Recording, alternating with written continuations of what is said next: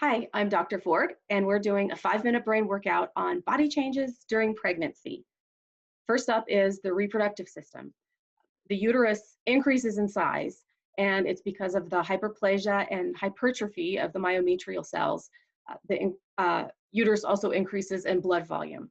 So the uterus starts at about a 70-gram weight and will grow to be about 2 pounds by the end of pregnancy. The cervix also increases in size.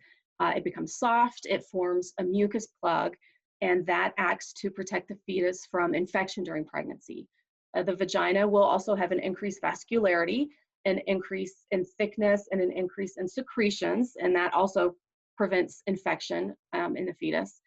The ovaries enlarge, and they also produce hormones, and then the breasts increase in size, and also there's doubled blood flow to the breasts. Next is the GI system. So changes to the GI system are caused by increased blood flow and increased progesterone. So increased blood flow to the mouth can cause hyperemia. Uh, Progesterone, we know, causes smooth muscle relaxation, and that's responsible for the delayed gastric emptying. Relaxation of smooth muscle causes decreased tone in the esophagus, also decreased tone in the stomach and in the intestines. Cardiovascular system. The cardiovascular system also goes through many changes during pregnancy.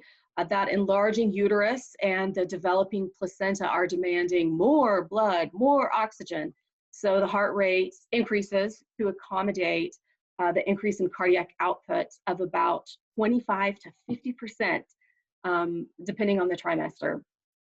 The blood pressure can actually decrease during the second trimester, and that's because of peripheral vasodilation, which is caused by progesterone. But then also an increase in blood pressure is monitored carefully to rule out for gestational hypertension in the second and third trimester. As for blood components, the number of red blood cells increase, and they increase because they have to transport additional oxygen. There's even more of an increase of plasma volume. So normal hemoglobin and hematocrit values drop, and that is actually referred to as physiologic anemia of pregnancy. And the endocrine system. The endocrine system is the star of the show.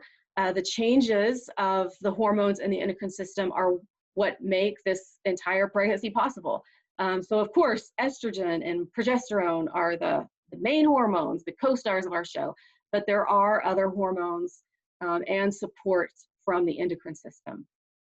The thyroid gland increases in size, and the thyroid hormone secretion is needed for that fetal brain development.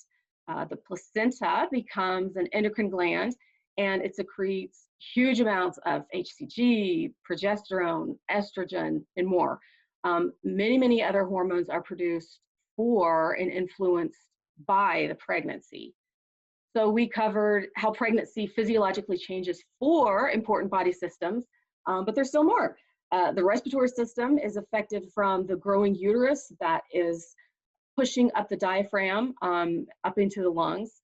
The musculoskeletal system is affected by the shifting center of gravity and also the relaxation of joints, which is caused by progesterone or relaxin.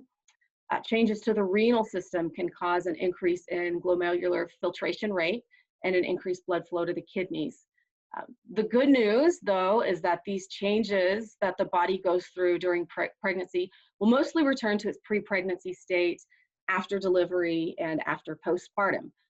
So in closing, I want to ask you, what type of body system discomforts would you anticipate in a client experiencing pregnancy? For each anticipated body change, there's an anticipated body discomfort. What are they? And I will leave you with that question. I'm Dr. Ford, and you've just completed a 5-minute brain workout on body changes during pregnancy.